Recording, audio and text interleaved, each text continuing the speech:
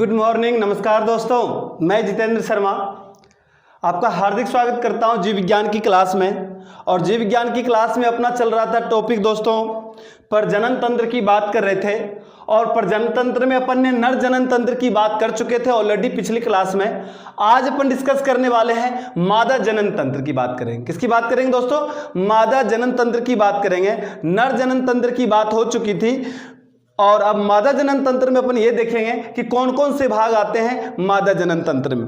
मादा जनन तंत्र का मतलब मैं बता दूं दोस्तों, महिलाओं से संबंधित हम बात करेंगे। आज पुरुषों से संबंधित हम बात कर चुके हैं जिसको नर जनन तंत्र कहते थे। अब हम बात कर रहे हैं मादा जनन तंत्र की बात करें। फीमेल रिप्रोडक्टिव सिस्टम कहते हैं दोस्तों। इसको क्या कहते हैं? Female reproductive system. हाँ, उसी फीमेल रिप्रोडक्टिव सिस्टम की बात कर रहे हैं जिनके तहत अपन ने बात किया था कि प्रजनन तंत्र क्या होता है, जीवों की विकास किस तरह से होती है, जीवों की संख्याओं में वृद्धि किस तरह से होती है। ये एक लिंगी होते हैं और ये नर और जनन दोनों मिलकर ही क्या करेंगे, किसी जीवों की संख्या का वृद्धि करेंगे, जीवों की संख्या में विकास करेंगे दोस्तों। तो चलिए आगे इस टॉपिक को आज बढ़ाते हुए नए सिरे से, नए तरीके से, नए टॉपिक के साथ अपन ये शुरुआत करते हैं दोस्तों कि मादा जनन तंत्र क्या होता है। दोस्तों मादा जनन तंत्र में जो कुछ भागे होते हैं, जो मुख्य भागे होते हैं, जो निम्नलिखित स्तर पे अपना अहम भूमिका निभाते दोस्तों, तो हम उन्हीं की बात करेंगे मादा जनन तंत्र के तहत। किसके तहत? मादा जनन तंत्र के तहत कौन कौन से अंग आते हैं? तो जी हां दोस्तों, मादा जनन तंत्र के अंतर्गत निम्नलिखित अंग हैं।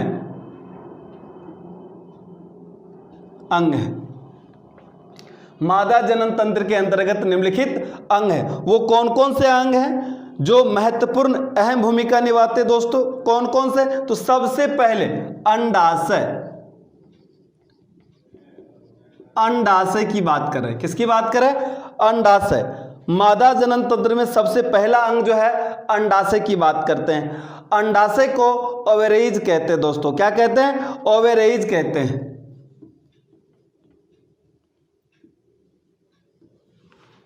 ओवेरीज कहते हैं दोस्तों। ये कितना होता है मादा जनन तंत्र में? इनकी संख्या क्या होती है इनकी? चलिए हम बात करते हैं। प्रत्येक मादा में एक जोड़ा अंडाशय होता है दोस्तों। क्या होता है? प्रत्येक मादा में, यानी महिलाओं की बात करें, प्रत्येक मादा में, मादा मतलब महिलाओं की बात करें, प्रत्येक मादा में एक जोड़ा अंडाशय होता है। कितने जोड़ा अंडाशय होते हैं दोस्तों? एक जोड़ा अंडाशय होता है। एक जोड़ा अंडाशय होता है। और ये उदर गुहा के निचले भाग में, कहां? और यह उदर गुहा के निचले भाग में श्रोणि गुहा, किस गुहा में? श्रोणि गुहा में दोनों ओर दाईं और बाईं ओर एक एक स्थित होते हैं दोस्तों। किधर स्थित होते हैं? उदर गुहा के निचले भाग में। किस गुहा के निचले भाग में? उदर गुहा के निचले भाग में। यह उदर गुहा के निचले भाग में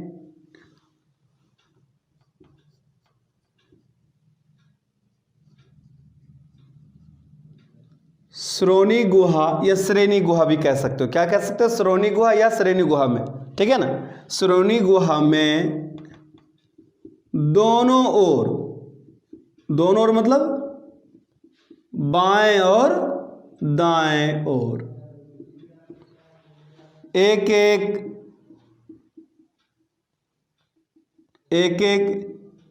स्थित होता है दोस्तों।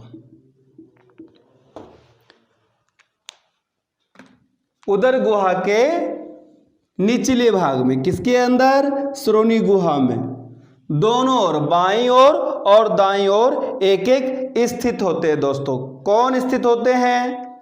अंडाशय। कौन स्थित होते दोस्तों? मेरे प्यारे बच्चों, किसकी बात करें हम? मादा जनन तंत्र की डिस्कस कर रहे हैं। मादा जनन में सबसे पहला अंग कौन है? अंडाशय। अंग्रेजी में क्या कहते हैं दोस्तों? ओवेरीज कहते हैं। प्रत्येक मादा में कितने जोड़े होते हैं? एक जोड़े अंडाशय पाए जाते हैं। और ये कहाँ स्थित होते हैं? यह उदर गुहा के निचले भाग में, श्रोणि गुहा में, दोनों ओर बाएं और दाएं ओर एक एक स्थित होते हैं दोस्तों। चलिए आगे हम बात करते हैं इसकी रचना कैसी होती। प्रत्येक अंडाशय का, किसकी? प्रत्येक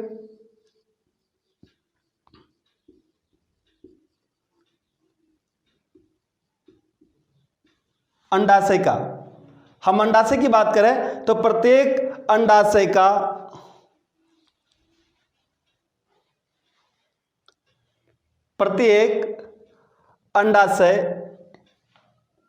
एक अंडाकार, प्रत्येक अंडाशय एक अंडाकार रचना होता है दोस्तों। कैसा रचना होता है? अंडाकार। अंडाकार को अंग्रेजी में कहते हैं ओवल। क्या कहते हैं दोस्तों? ओवल।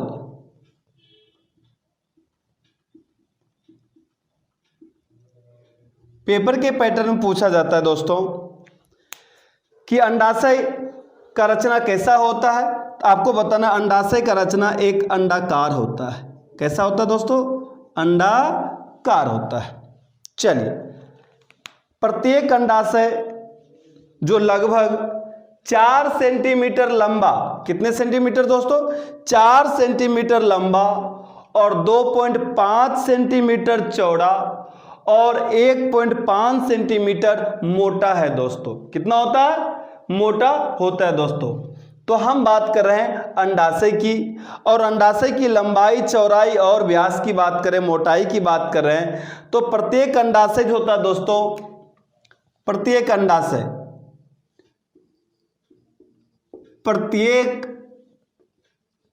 अंडाशय लगभग 4 सेंटीमीटर लंबा, 2.5 सेंटीमीटर चौड़ा और 1.5 सेंटीमीटर मोटा होता है दोस्तों। कैसा होता है? मोटा होता है। ये सबसे अहम बिंदु है। पेपर से संबंधित क्वेश्चन यहीं से पुटअप होते हैं दोस्तों। क्या होता है पुटअप? कि गुरुजी आपको ये बताना है पेपर के पैटर्न से कि अंडाशय की लंबाई कितनी होती है? लगभग 4 सेंटीमीटर। चौड़ाई कितनी होती है दोस्तों? 2.5 सेंटीमीटर। और मोटाई कितनी होती है? मोटाई होती है 1.5 सेंटीमीटर। ठीक है ना? ये रही बात हमारी अंडाशय की। किसकी बात हुई? अंडाशय की। अंडाशय के भीतर, किसके भीतर? अंडाशय के भीतर और बाहर की बात करते हैं। अभी पहले आप इसको शॉर्ट स्क्रीन ले सकते हो, जल्दी से मिटाकर मैं आगे बढ़ूंगा।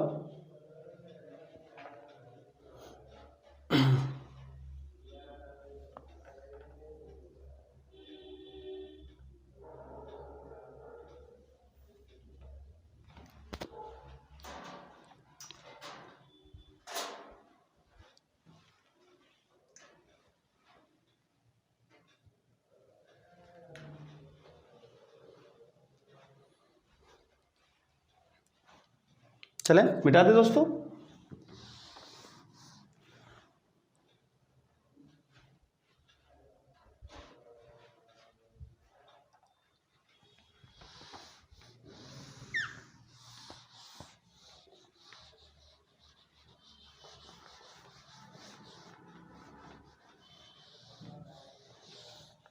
हाँ, बात कर रहे थे कि प्रत्येक अंडाशय के लगभग लंबाई, चौड़ाई और मोटाई होता है। अब आगे हम बात करते हैं जो अंडाशय होता है दोस्तों, वो पेरिटोनियम झिल्ली द्वारा उदर से, किससे? पेरिटोनियम झिल्ली द्वारा उदर से सटा रहता है। किससे सटा रहता है? उदर से सटा रहता है। तो अपने से पूछा जाए तो आप बता सकते हो कि अंडाशय जो है, यह अंडाशय की बात कर रहे हैं, यह अंडाशय पेरिटोनियम नामक झिल्ली द्वारा उदर से सटा होता है या सटा रहता है। क्या रहता दोस्तों? सटा रहता या सटा होता है पेरिटोनियम नामक झिल्ली द्वारा। अब हम बात करेंगे कि अंडाशय के भीतर अंडाणुओं का जो अंडजनन जो होता है वो किस तरह से होता है। तो अंडाशय के भीतर अंडाणुओं का अंडजनन द्वारा निर्माण होता है। किसके द्वारा? अंडजनन द्वारा निर्माण होता है। किसके द्वारा? अंडजनन के द्वारा। ठीक है, तो हम यहां लिखेंगे दोस्तों, क्या लिखेंगे? हम यहां लिखेंगे कि अंडाशय के भीतर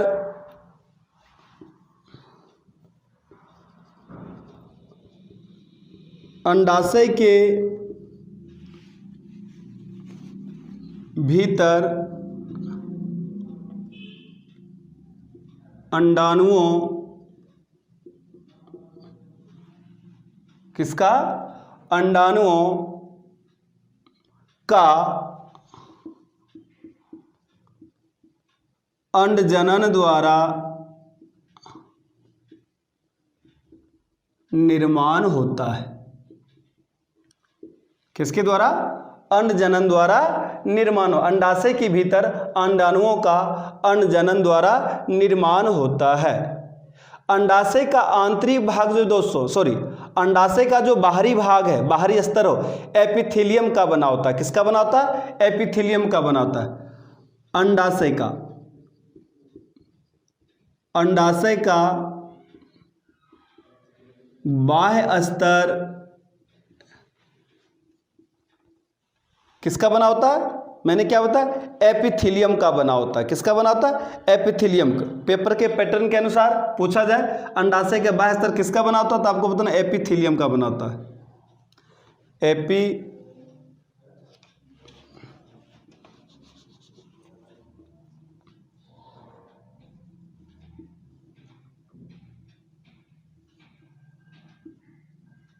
का बना होता है। अंडाशय का बाह्य स्तर किसका बना होता है दोस्तों? एपिथेलियम का बना होता है, जिसे हम जनन एपिथेलियम कहते हैं। क्या कहते हैं? जनन एपिथेलियम कहते हैं। और अंडाशय का आंतरिक भाग जो होता है वो तंतुओं एवं संयोजी उत्तकों, क्या क्या? आंतरिक भाग जो होता है तंतु एवं संयोजी उत्तकों का बना होता है। अंडाशय का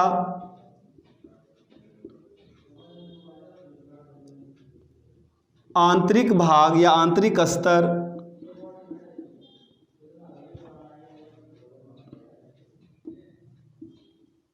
तंतुओं और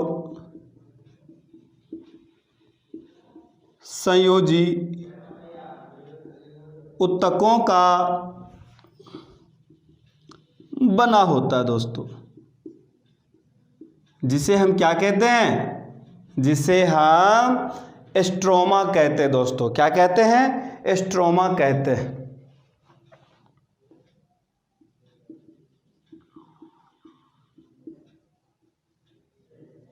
क्या कहते हैं? स्ट्रोमा। हम बात करें अंडाशय की। अंडाशय को क्या कहा दोस्तों? अंग्रेजी में ओवेरीज कहते हैं।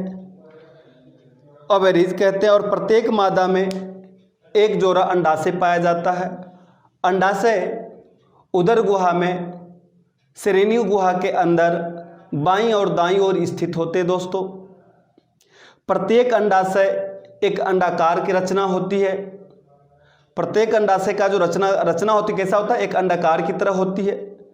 प्रत्येक अंडाशय की लंबाई 4 सेंटीमीटर और चौड़ाई 2.5 सेंटीमीटर और मोटाई 1.5 सेंटीमीटर होता है दोस्तों। अंडाशय पेरिटोनियम झिल्ली द्वारा, किसके द्वारा? पेरिटोनियम झिल्ली द्वारा उदर से सटा रहता है। अंडाशय का जो बाहरी भाग होता है दोस्तों एपिथेलियम नामक से बने होते हैं।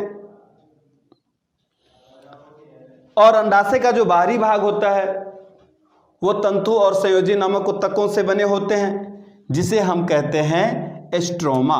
क्या कहते हैं? स्ट्रोमा। अंडाशय के भीतर अंडाणुओं का जनन अंडजनन के निर्माण से होता है। अब हम बात करते हैं कि अंडाशय का मुख्य कार्य क्या है मादा जनन के अंतर्गत। मादा जनन में अंडाशय का मुख्य कार्य क्या है दोस्तों? मादा जनन में अंडाशय का जो मुख्य कार्य है वो है अंडाणु पैदा करना। क्या पैदा करना दोस्तों? अंडाणु पैदा करना। अंग्रेजी में कहते हैं ओवम। क्या कहते हैं? ओवम। अंडाणु पैदा करना, ये मुख्य कार्य है अंडाशय का मादा जनन के अंतर्गत। मादा जनन में अंडाशय का यदि मुख्य कार्य पूछा जाता है दोस्तों, मेरे प्यारे बच्चों, महिलाओं से संबंधित हम अंड जनन की बात कर रहे हैं, प्रजनन अंग की बात कर रहे हैं, तो उनमें यदि पूछा जाए अंडाशय का मुख्य कार्य क्या है, तो आप बता सकते हो अंडाशय का मुख्य कार्य का कार्य क्या है दोस्तों? क्या बताया मैंने कि अंडाशय का मुख्य कार्य अंडाणु पैदा करना है। क्या है? अंडाणु पैदा करना।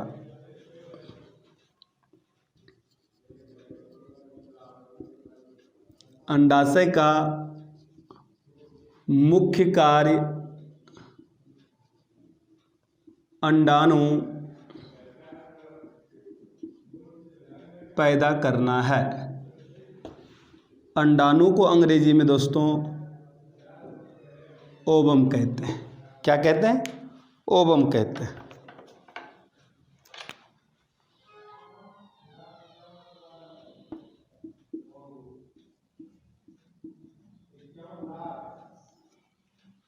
ओवम कहते हैं। अंडाशय से 2 हार्मोन्स का स्राव होता है दोस्तों। कितने हार्मोन्स का स्राव होता है? 2 हार्मोन्स का स्राव होता है। पहले क्या बताया? अंडाशय का मुख्य कार्य क्या है? अंडाणु पैदा करना। अब बात करते हैं कि अंडाशय से 2 हार्मोन्स का स्राव होता है, वो कौन कौन से होते हैं? ये पेपर के लिए सबसे अहम पॉइंट माना जाता है, अहम बिंदु माना जाता है, सबसे इंपॉर्टेंट, कि अंडाशय से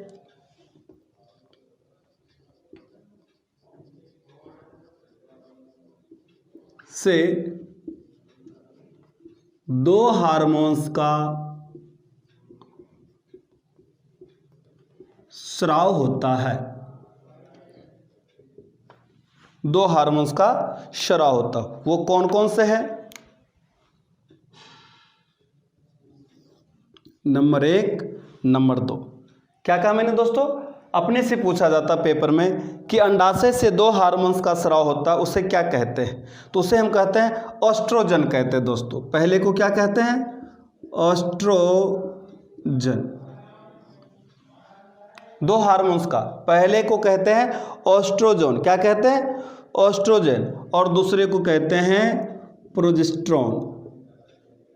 क्या कहते हैं? प्रोजेस्टेरॉन। ठीक है ना? तो ऑस्ट्रोजन और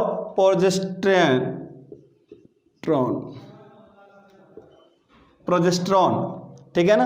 एस्ट्रोजन और प्रोजेस्टेरॉन का स्राव होता है, जो क्या करता है दोस्तों? जो ऋतुस्राव को नियंत्रित करता है। ये दोनों के दोनों हार्मोन्स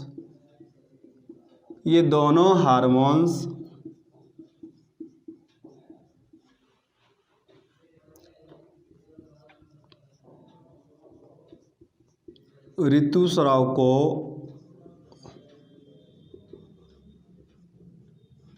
नियंत्रित करता है। नियंत्रित करता है दोस्तों। कौन को? अंडाशय से 2 हार्मोन्स का स्राव होता है। एक को आप क्या कहते हैं दोस्तों? एक को एस्ट्रोजन कहते हो, दूसरे को प्रोजेस्टेरॉन कहते हो, ठीक है ना? ये दोनों के दोनों डायोड क्या करते हैं दोस्तों? ये दोनों को दोनों ऋतुस्राव, मेन सेचुरेशन जिसको कहते हैं दोस्तों, क्या कहते हैं? मेन सेचुरेशन, उनका क्या करता है? उनका ये नियंत्रित करने का कार्य करता है दोस्तों। नियंत्रित करने का कार्य करता है।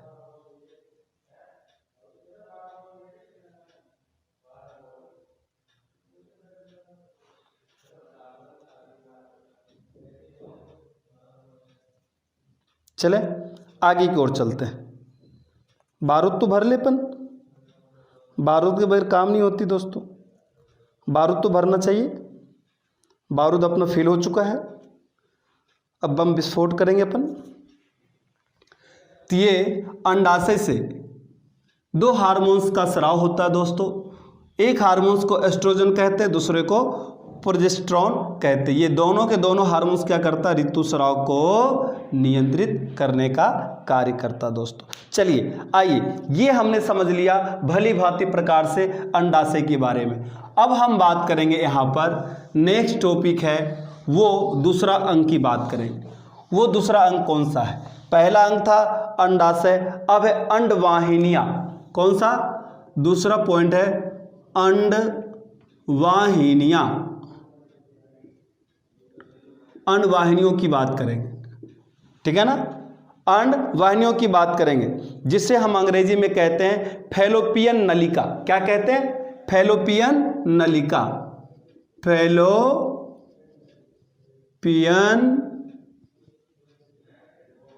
नलिका भी कहते हैं।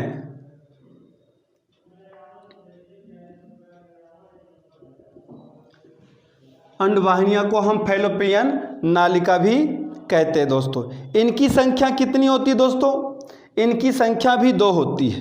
कितनी होती है? इनकी भी संख्या 2 होती है। इनकी भी संख्या 2 होती है।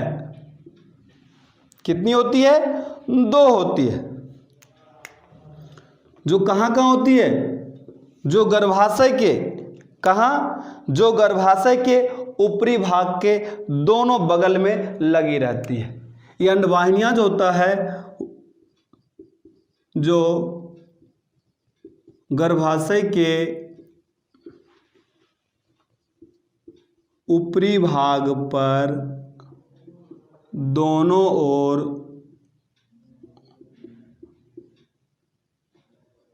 लगा रहता है।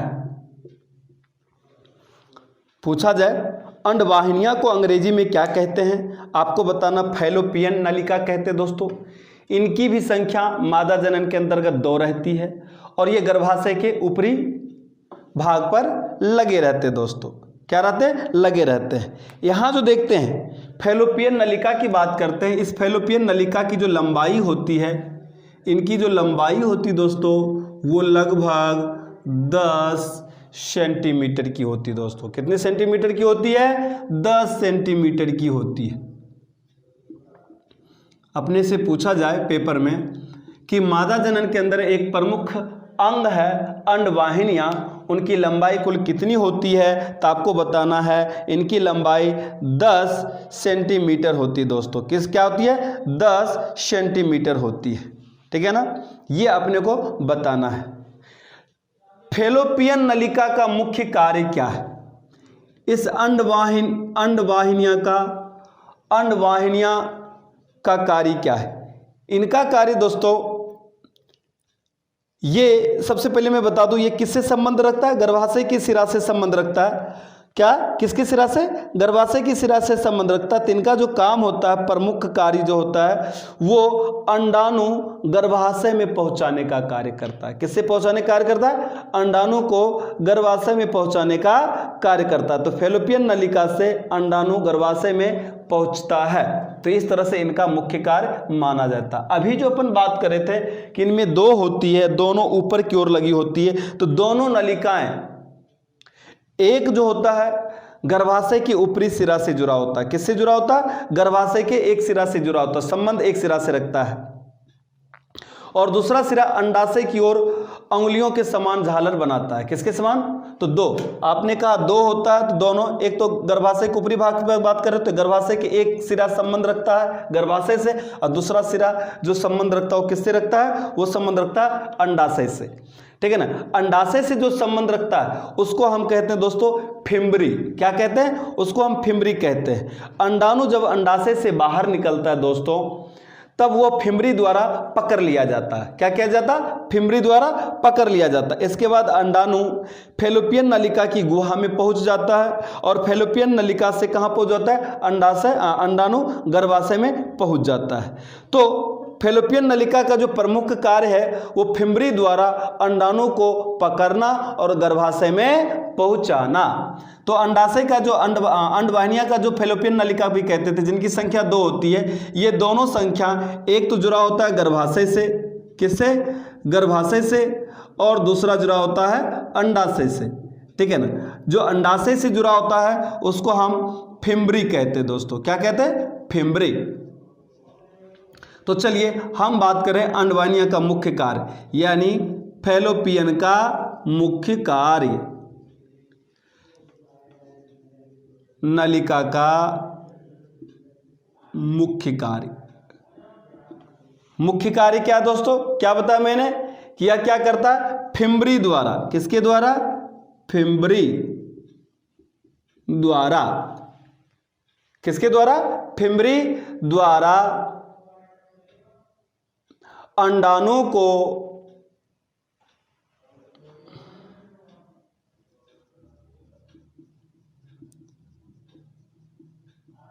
पकड़ना और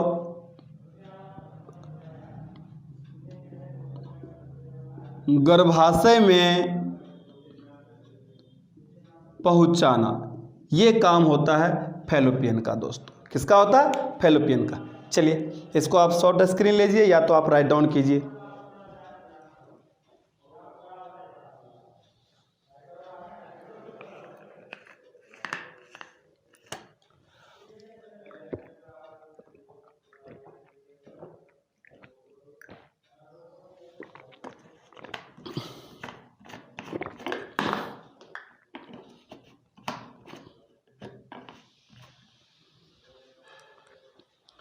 चलते हैं अब आगे की ओर।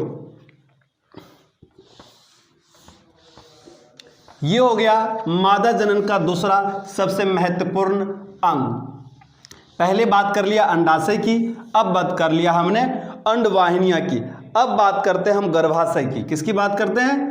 गर्भाशय की बात करते हैं। तीसरे नंबर पर हम बात कर रहे हैं यहाँ पे दोस्तों मादा जनन तंत्र के अंतर्गत गर्भाशय की।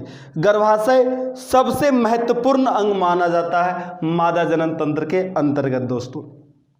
इनकी जो रचना होती है मादा जनन, वो क्या कहते हैं, गर्भाशय की जो रचना होती है, उनकी रचना एकदम नाशपाती के समान होती है। कैसी होती है? एक नाशपाती के समान होती है। और ये कहाँ स्थित होता है? यह श्रोणि गुहा में, उदर गुहा के निचले वाले भाग को क्या कहते थे? श्रोणि गुहा। तो श्रोणि गुहा में गर्भाशय स्थित रहता है। गर्भाशय को हम यूट्रस कहते हैं दोस्तों। क्या कहते हैं? यूट्रस कहते हैं।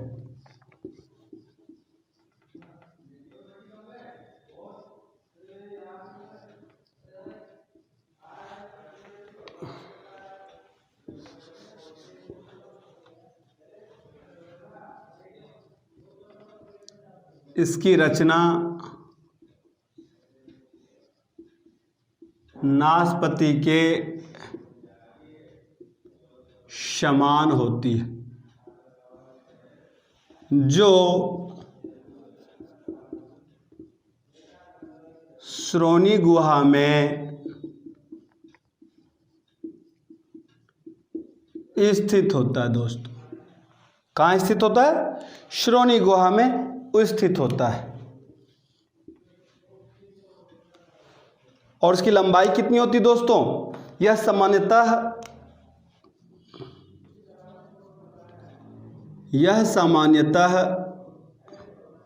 7.5 सेंटीमीटर लंबा। गर्भाशय की लंबाई की बात करें दोस्तों, कितना? 7.5 सेंटीमीटर लंबा और 5 सेंटीमीटर चौड़ा। कितने सेंटीमीटर चौड़ा? 5 सेंटीमीटर चौड़ा तथा 3 सेंटीमीटर मोटा होता है दोस्तों। ये डाटा आपको याद होनी चाहिए। 3 सेंटीमीटर, 3 से 3.5 भी हो जाते दोस्तों। हाँ बिल्कुल सही, 3.5 सेंटीमीटर, ठीक है, मोटा होता है।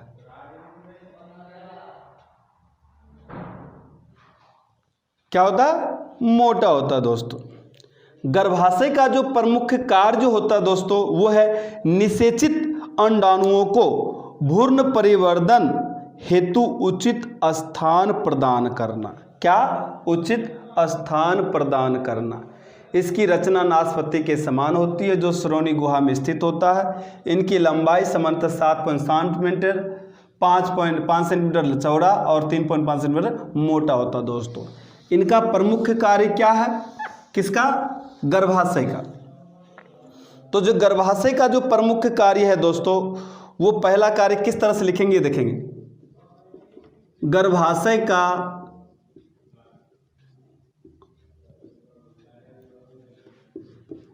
मुख्य कार्य है। मुख्य कार्य क्या है दोस्तों? तो मुख्य कार्य है, मुख्य कार्य बोलो या प्रमुख कार्य बोलो, प्रमुख कार्य भी बोल दो, प्रमुख कार्य बोलो, कोई दिक्कत नहीं। प्रमुख कार्य वो है निषेचित अंडाणुओं को, निषेचित अंडाणुओं को जो फर्टिलाइजेशन हो चुकी बेटा, निषेचित अंडाणुओं को भ्रूण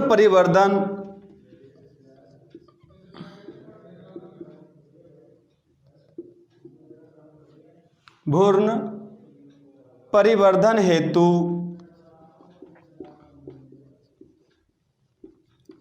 उचित स्थान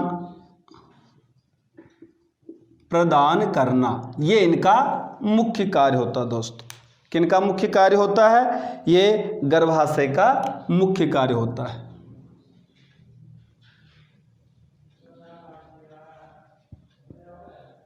चल अब हम बात करेंगे चौथा सबसे प्रमुख मादा जनन तंत्र के अंग। ओके, इसको रब करता हूं, आगे की ओर चलिए। चौथा अंग की बात करें, मादा जनन तंत्र के चौथे अंग, उसको हम क्या कहते हैं? योनि। क्या कहते हैं दोस्तों? योनि। अब हम बात करेंगे योनि को, और योनि को अंग्रेजी में क्या कहते हैं? वेगिना। क्या कहते हैं? वेगिना।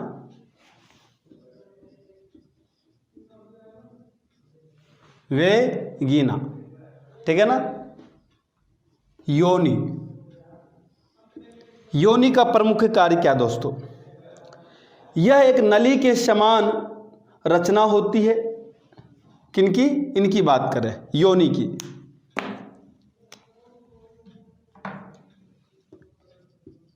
यह एक नली के समान रचना होती है। इसकी लंबाई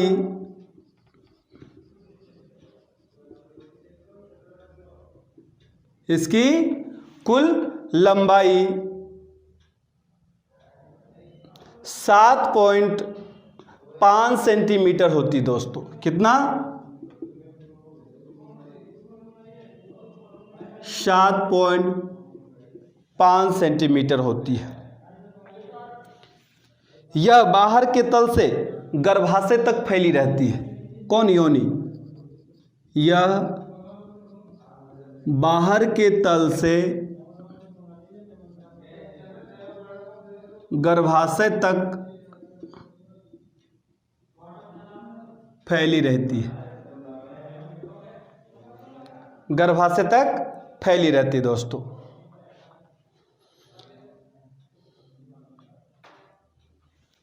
अब जो मेन पॉइंट है वो अपन बात कर लेते हैं।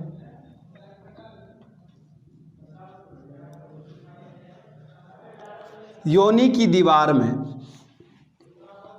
किसकी दीवार में? योनि की दीवार में। जो सबसे मोस्ट इंपॉर्टेंट है, योनि के दीवार में, किसके दीवार में? योनि के दीवार में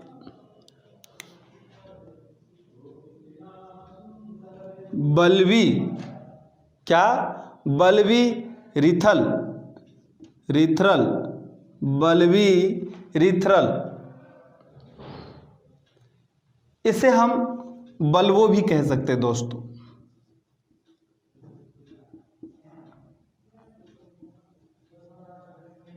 बल्बोरिथरल नामक ग्रंथियां पाई जाती दोस्तों।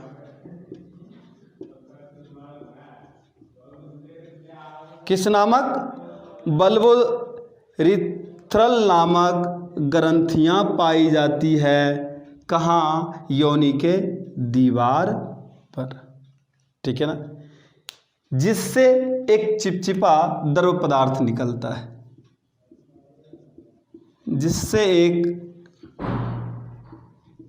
चिपचिपा द्रव पदार्थ निकलता है।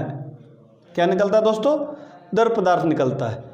यह द्रव हो, और यह जो द्रव जो होता है दोस्तों, संभोग के समय योनि को चिकना बनाता है। क्या बनाता है? संभोग के समय योनि को चिकना बनाता है। यह द्रव संभोग के समय योनि को चिकना बनाता है। ठीक है ना, क्या करता है दोस्तों? चिकना बनाता है।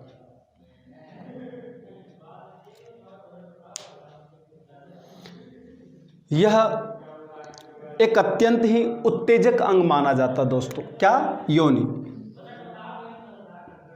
यह एक अत्यंत ही उत्तेजक अंग माना जाता है और संभोग के समय सुख की जो प्राप्ति होती है, आनंद जो होता है, वो योनि के माध्यम से ही होता है दोस्तों। चलिए इसके बाद हम बात करते हैं अंडोत्सर्ग का। चलिए पहले इसको आप शॉर्ट स्क्रीन ले लीजिए, फिर हम बात करते हैं अंडोत्सर्ग का।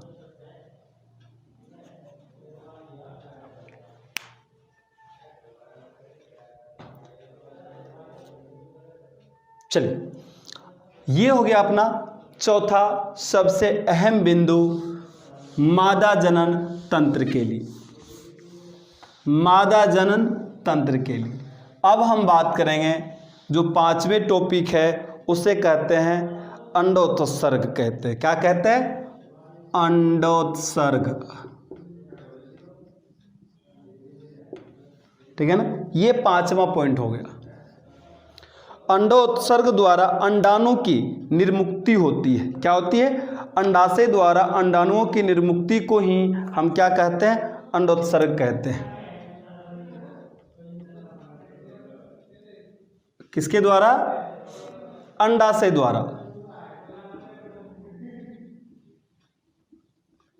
अंडाणु की किसकी बात करें? निर्मुक्ति। अंडाणु की निर्मुक्ति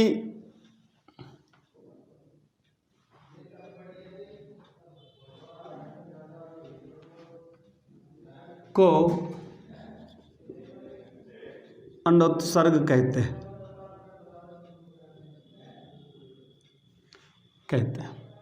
क्या कहते हैं? अंडोत्सर्ग कहते हैं दोस्तों।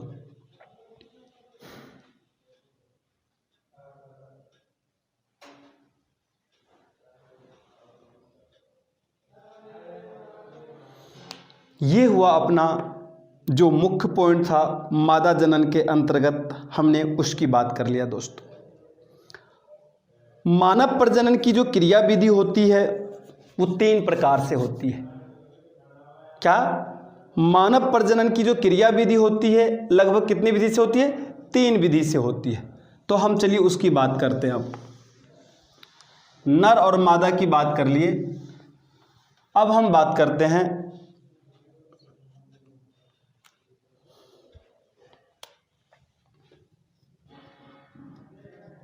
मानव प्रजनन की क्रिया विधि। मानव प्रजनन की क्रिया विधि जो संपन्न होती दोस्तों 3 अवस्थाएं में संपन्न होती है।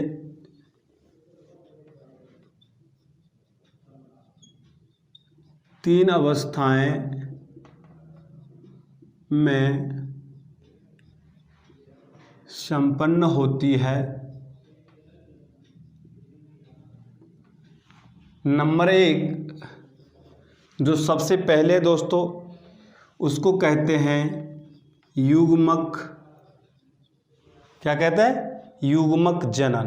क्या कहते हैं? युग्मक जनन। दूसरे को कहते हैं दोस्तों निषेचन, फर्टिलेशन जिसको कहते हैं,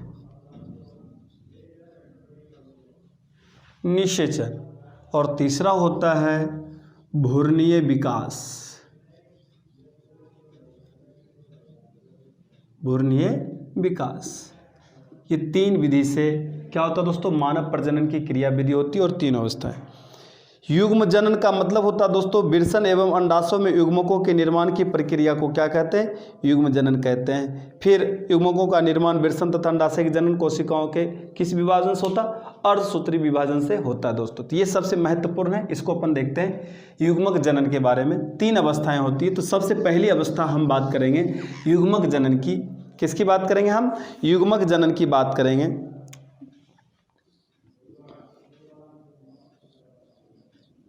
पढ़ चुके हैं अपन विरसन, क्या पढ़ चुके हैं कि विरसन एवं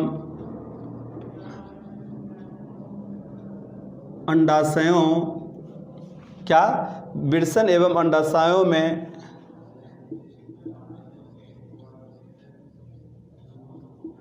युग्मकों के निर्माण, विरसन एवं अंडाशयों में युग्मकों के निर्माण की प्रक्रिया को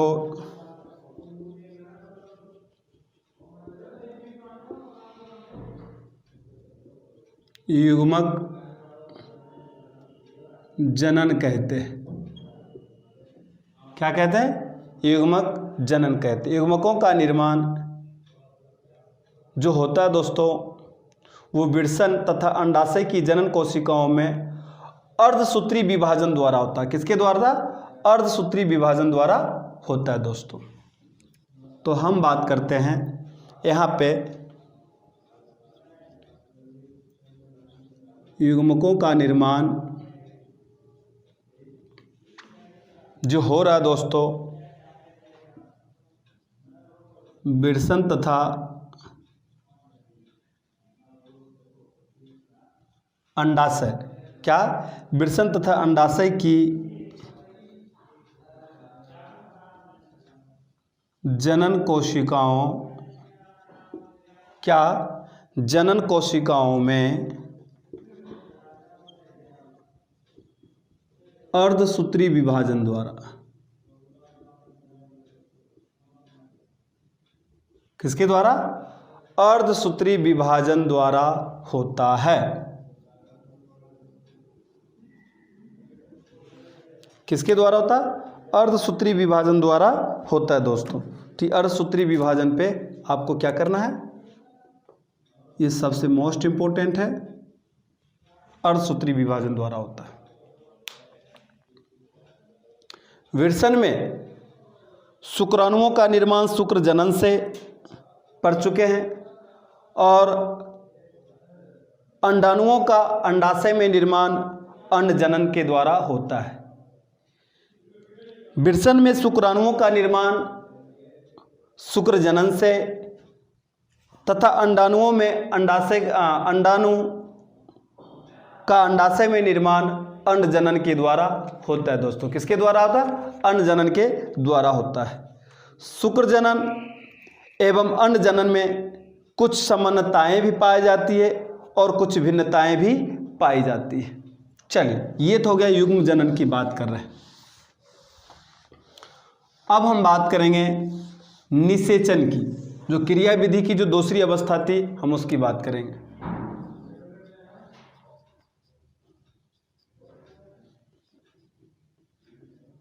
फर्टिलेशन की बात कर रहे हैं। किसकी बात करें हम? फर्टिलाइजेशन की बात करें या फर्टिलेशन की बात करें? फर्टिलाइजेशन भी बोल सकते हो, फर्टिलेशन भी बोल सकते हो। फर्टिलाइजेशन ठीक है ना। निषेचन की बात करें, किसे कहते हैं? निषेचन की क्रिया के बाद, निषेचन की क्रिया किसको कहते हैं?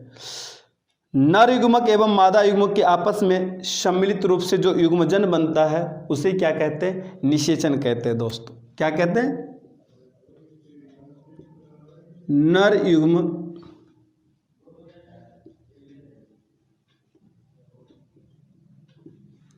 नर युग्मक शुक्राणु एवं मादा युग्मक अंडाणु, ठीक है ना, के आपस में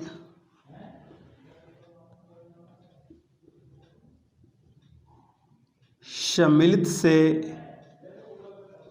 एक युग्मजन का निर्माण की प्रक्रिया को ही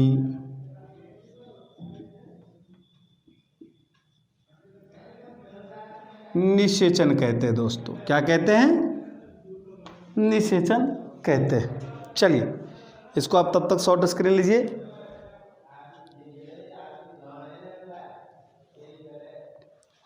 निषेचन कहते हैं, ये हो गया निषेचन की बात।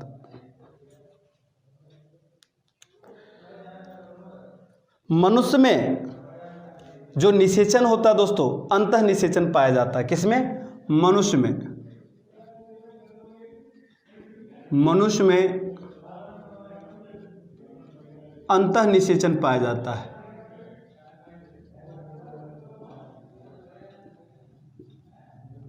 पाया जाता है। और मादा में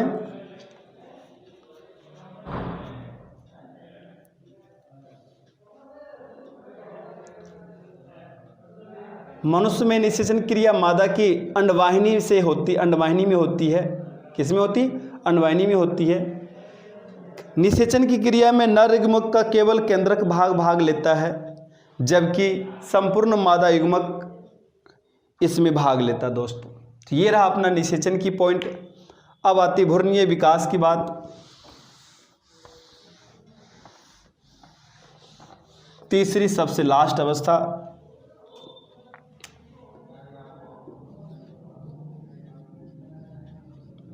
भ्रूणीय विकसित भ्रूण का विकास निषेचन के बाद होता है। निषेचन क्रिया के बाद युग्मजन तीव्रता से, किससे? निषेचन क्रिया के बाद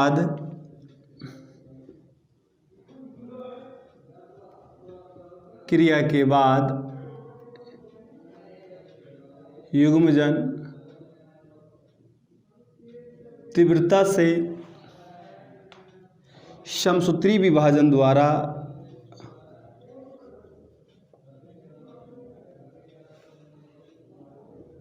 किसके द्वारा? समसूत्री विभाजन द्वारा विभाजित होने लगते हैं दोस्तों।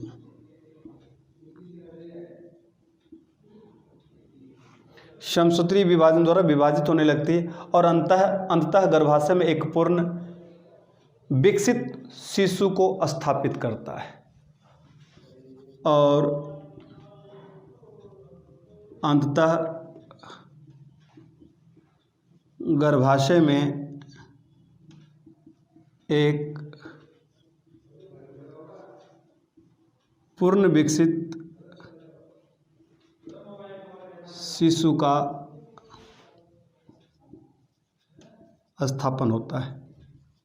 ये क्रिया कहलाता है दोस्तों भ्रूणीय विकास विकसित की बात। चले, इस तरह से हमारा प्रजनन तंत्र का टॉपिक यही कंप्लीट होता है दोस्तों।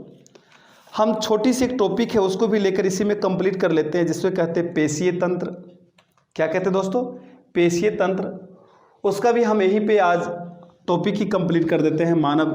क्या कहते हैं, मानव शरीर के तंत्र के अंतर्गत में, मानव शरीर के तंत्र में विभिन्न प्रकार के तंत्र की बात कर ली है हमने। अब हम यहाँ पे जो टॉपिक है छोटा सा पेशीय तंत्र, हम उन्हें भी चाहते हैं यहीं पे कंप्लीट कर देना। बहुत ही छोटा टॉपिक है, कि पेशीय तंत्र कौन कौन से हैं। तो चलिए हम पेशीय तंत्र की भी बात कर लेते हैं। पेशी तंत्र छोटा सा टॉपिक है कि पेशीय तंत्र क्या होता है। यह जो पेशीय तंत्र है त्वचा के नीचे का मांस होती है। जो पेशियां होती है वो त्वचा के नीचे का मांस होता है। इस त्वचा के नीचे का जो मांस है उसे क्या कहते हैं, हम पेशीय कहते हैं। ठीक है ना। तो पेशीय या पेशियां भी बोल सकते हैं दोस्तों। पेशियां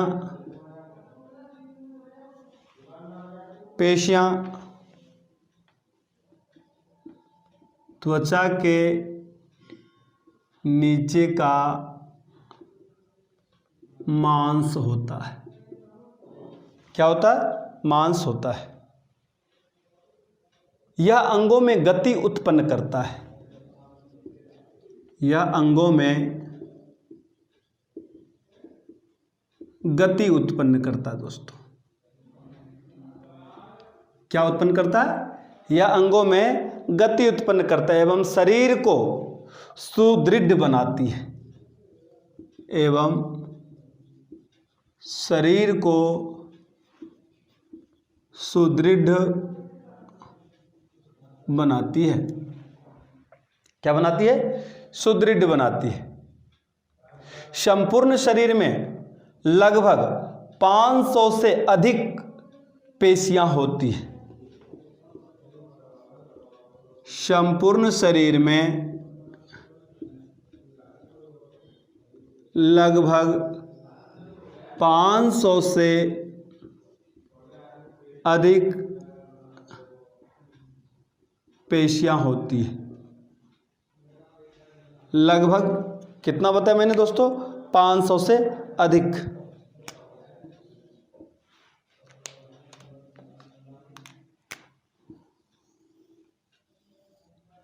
,500 से अधिक पेशियां होती है।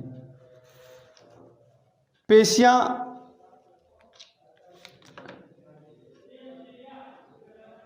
प्रेरक उपकरण का सक्रिय भाग माना जाता है।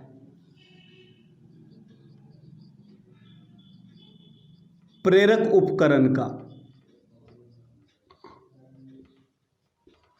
सक्रिय भाग माना जाता है दोस्तों, माना जाता है। पेशियां क्या माना जाता है, सक्रिय भाग में। इनके संकुचन के फलस्वरूप विभिन्न प्रकार की गतियां होती है। पेशियों में संकुचन के फलस्वरूप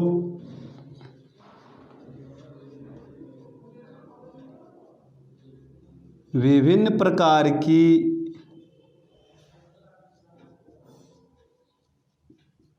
गतियां होती है। ऐच्छिक और अनैच्छिक, यहीं पे देखा जाता है। 2 प्रकार की गतियां होती है। एक होता है ऐच्छिक पेशियां और दूसरा होता है अनैच्छिक पेशियां। अनैच्छिक पेशियां, ऐच्छिक और अनैच्छिक। ऐच्छिक पेशियां और अनैच्छिक पेशियां। ऐच्छिक पेशियां क्या मतलब होता है दोस्तों, कुछ आंतरिक भाग भी होते हैं, जी, कंठ, सिर, कांड, अंग, ये सब पाए जाते हैं ऐच्छिक में। और अनैच्छिक क्रियाएं होती है जिसपे मनुष्य का नियंत्रण नहीं होता है। ऐच्छिक ऐसी पेशियां जिस पे मनुष्य का नियंत्रण होता है। क्या, मनुष्य का नियंत्रण होता है, मनुष्य के इच्छा अनुसार संकोचित होती है। ऐसी पेशियां जो मनुष्य के इच्छा अनुसार संकोचित होती है ऐच्छिक पेशियां कहलाती है। अनैच्छिक पेशियां ऐसी पेशियां होती है जिसपे मनुष्य का जो क्या कहते हैं, नियंत्रण नहीं होता, संकुचन इच्छा अनुसार नहीं होता है, वो कहलाता है अपना अनैच्छिक पेशियां दोस्तों। ऐच्छिक अनैच्छिक पेशियां में अपन देख लिए। कुछ अंग ऐसे हैं त्वचा की दीवारों में भी पाई जाती है, कुछ ऐसे भी हैं जो रुधिर वाहिकों में भी पाई जाती है, कुछ आंतरिक अंग भी हैं जो अनैच्छिक क्रियाएं संपन्न करती है शरीर के अंतर्गत। तो ये रहा अपना पेशीय तंत्र दोस्तों। चलिए हम पेशीय तंत्र की बात कर ले। पेशीय त्वचा के नीचे का मांस होता है दोस्तों, यह अंगों को गति उत्पन्न करता है एवं शरीर को सुदृढ़ बनाता है। संपूर्ण शरीर में लगभग 500 से अधिक पेशियां पाई जाती है दोस्तों, और ये पेशियां होती है उत्प्रेरक उपकरण का सक्रिय भाग माना जाता है। पेशियों में संकुचन होती है और संकुचन के फलस्वरूप दो प्रकार की क्रियाएं संपन्न होती है, ऐच्छिक और अनैच्छिक। ऐच्छिक क्रियाएं जो होती है उस पर मनुष्य का अपना क्या रहता है, नियंत्रण रहता है, लेकिन मनुष्य का जिस पेशियों पर नियंत्रण नहीं रहता दोस्तों उसे कहते हैं अनैच्छिक क्रियाएं। ठीक है ना। जैसे यहाँ पे आप कह सकते हो छींकना अनैच्छिक क्रियाएं हैं, पलके झपकना अनैच्छिक क्रियाएं, ऊँघना अनैच्छिक क्रियाएं, कंपन होना शरीर में अनैच्छिक क्रियाएं हैं। कुछ ऐसी क्रियाएं जिसको मैं बोल रहा हूँ ऐच्छिक क्रियाएं हैं। ठीक है ना, मैं चुप हूँ ऐच्छिक क्रियाएं, ऐसी क्रियाएं और इस प्रकार के अनैच्छिक क्रियाएं कहे जाते हैं। तो चलिए दोस्तों आज अपना ये सारे टॉपिक कंप्लीट होती है। मानव शरीर का तंत्र में जितने भी तंत्रिका तंत्र थे उन सभी का कंप्लीट हो गया। मिलते हैं नए वीडियो के साथ, तब तक के लिए दोस्तों